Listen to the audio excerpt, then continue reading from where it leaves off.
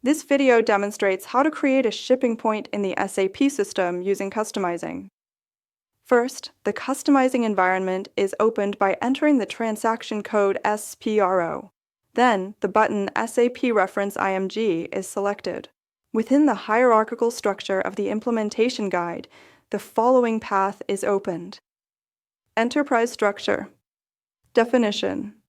Logistics execution. Define shipping point. A list of existing shipping points is displayed. By clicking the New Entries button, a new shipping point can be created. In the entry screen, a unique 4-character key is entered in the shipping point field, for example, V100.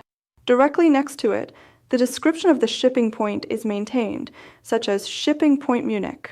Additional fields such as departure zone, factory calendar, working times, or form texts can also be maintained if required, but these are optional and depend on the company's specific business needs. After entering the data, the new entry is saved using the Save button.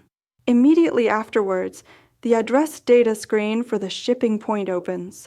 Here, the basic address information is entered, including title and name, street or PO box, postal code, and communication details such as telephone number or language.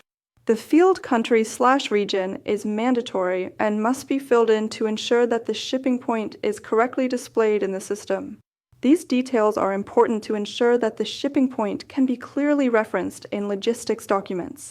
Once all data has been entered, the address screen is also saved. After saving, the system automatically opens the screen for assigning the change to a customizing request.